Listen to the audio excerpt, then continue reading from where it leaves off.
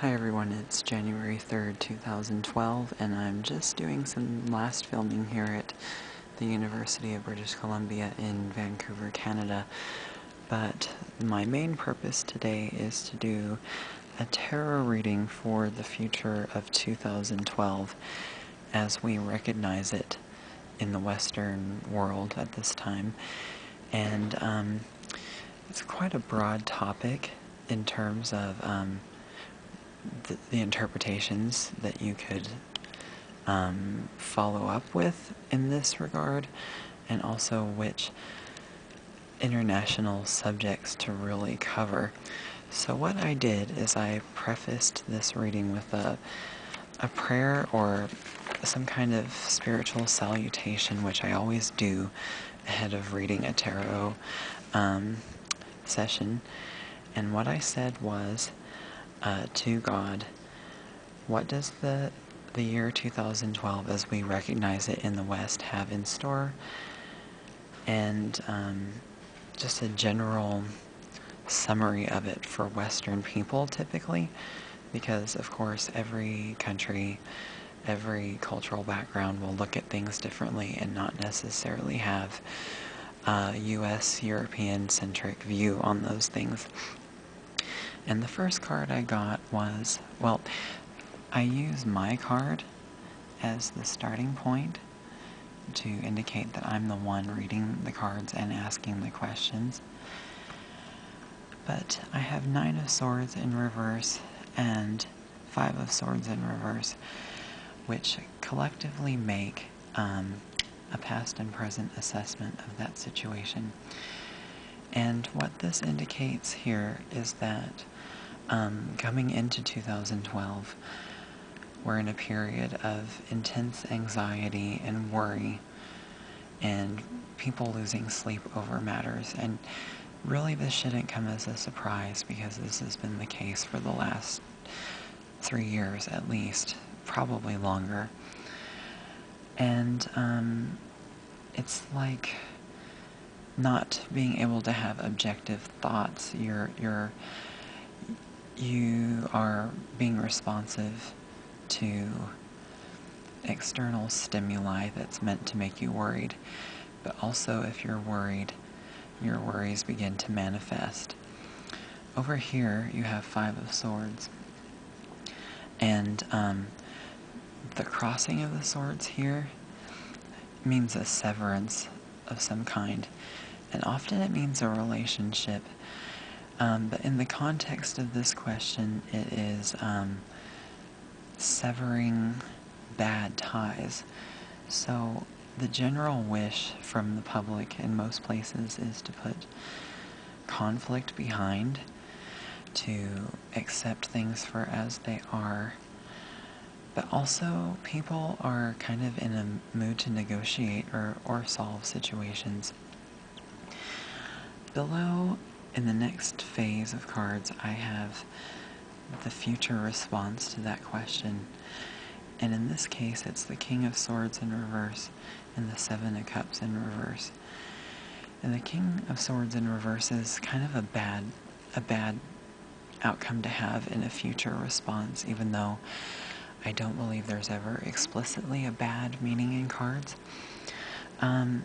This means like a perverse or wicked use of power and leadership that has selfish or manipulative motives. And at the same time, you may remember from my Tarot of the Day number 2 about Japan several months ago about crazy leadership. This is saying that basically a very key leader in the world is under the influence of a few different factions who are competing for his attention, and he is reactionary or kind of a loose cannon of sorts that is very subject to influence. I don't really know who this is, but it's probably someone we've heard of. I don't necessarily think they're from the US or Europe. So if you recognize something, you can make your own conclusions, or as the figure emerges, you can conclude then. The Seven of Cups in reverse, if it's upwards, it means that you have all of these really exotic ideas, and a lot of them are good ideas or like very eye-appealing in some way. But when it's reversed, it's kind of more positive. It's people being focused on something. It's both a recommendation and an actual movement towards more clarity from the public. And at the same time, all these random things you see here are going to be temptations or opiates that will be thrown at the public. And when I've done future readings before, a lot of times this appears, so that's why I believe that there's more of a Brave New World strategy that leadership will have in geopolitical situations. The next phase of cards, I asked a separate question, and for this one I asked if there are going to be any major plagues, disasters, or famines that we need to be prepared for. And the Devil appeared, which isn't necessarily demonic, and the Queen of Cards in reverse. And this is more like an advisory card that's telling people to avoid addictions, being too materialistic, or falling for any kind of fad that's thrown at us, which I think is pretty good general advice. And then the Queen of Rods in reverse is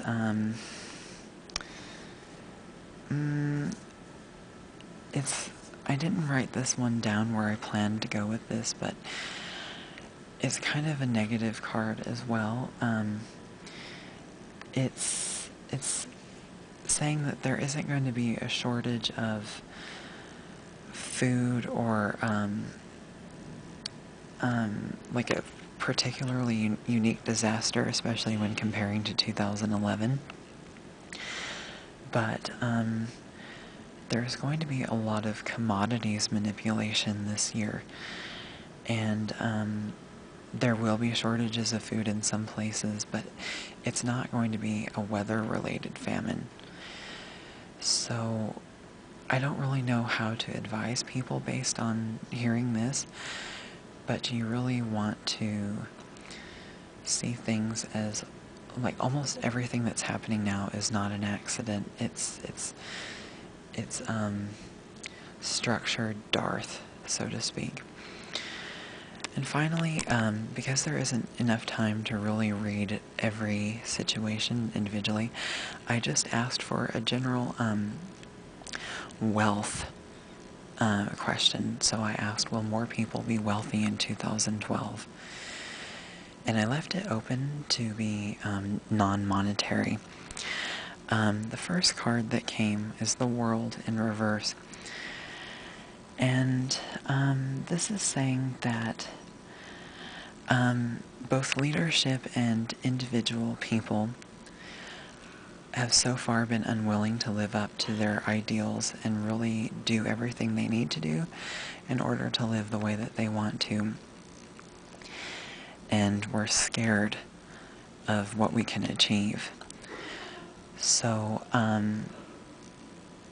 the life force and the passion in life is scary to a lot of people. The Ace of Cups is about the most positive card you could get for this situation, really. Cups are emotional and personal fulfillment meanings, typically. And here it's saying that many people will feel fulfilled in a way that they haven't felt in a long time. And a lot of the spirituality interests that were popular in the 90s will begin to resurface this year. that could have astrological underpinnings. But it's also telling people that the key to being prosperous is to feel prosperous. And if you feel secure, your hands are open, not closed. And therefore, money will circulate more, and more people will be lifted up. So make a conscious effort to feel better with what you have, and to distribute the wealth that you have, and more people will be impacted. And I really think this will happen. This is probably my last video from the University of British Columbia.